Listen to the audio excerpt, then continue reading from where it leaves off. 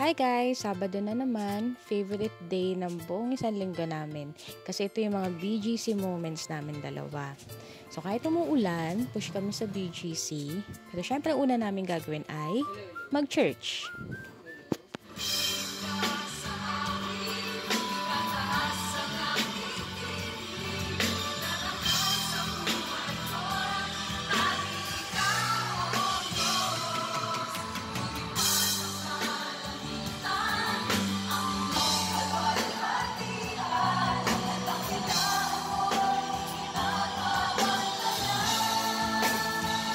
Ayan, fresh na kami ulit guys. After ng isang linggo, nakapagsimba kami ulit. So go na kami sa panibagong week na naman.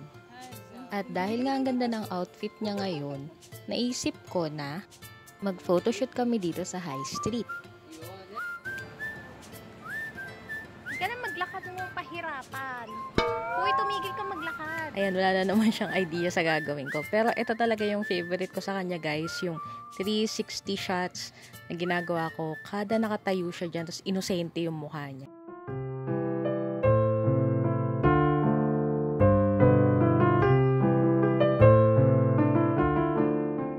After nun guys, hindi pa ako natuwa. Pinalakad ko pa siya ng pinalakad. Dito, dyan, doon.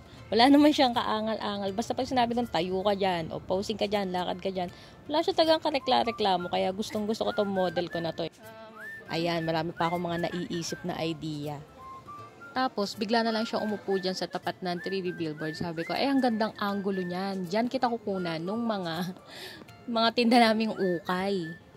Sa karamihan ng minors namin, gusto nila yung merong pa fit check o merong when worn na sinasabi. Iba kasi naka-flat lay lang yung item. Pag pinopost, iba rin yung kapag suot mismo ng tao. Parang ganyan. Bumubulong-bulong na siya kasi nagugutom na daw talaga siya. Medyo nagbabaliw-baliw na siya dyan. Sabi niya, TikTok muna daw kami, syempre. After namin mag-rice at ramen, ayan ang dessert namin. Yung favorite namin tart. Dito kami kumain sa parang bancheto sa tapat ng 3D billboard. Ayan, tapos naghanap-hanap na lang kami ng pwesto, saan kami uupo. Okay lang din naman sa amin kumain na medyo marami ngayong gabi kasi lalakarin lang naman namin yung pauwi eh. Kasi isang tricycle lang naman ang layo namin sa BGC. Kaya sa mga nagtatanong kung bakit kami lagi nasa BGC, naku hindi po kami mayaman. Talagang ang lapit lang namin dito. Kaya kung tatanungin mo kami kung magkano yung nagastos namin today sa date namin na to, plus yung fare namin papuntang simbahan, siguro mga naka 600 lang kami, ganun. Pero napaka-productive na ng aming BGC moments. Nga pala yung tart, yung favorite naming tart. Deserve talaga namin tong cravings namin na to kasi well spent na naman ang aming weekend. Ito na nga guys, yung result ng aming photoshoot.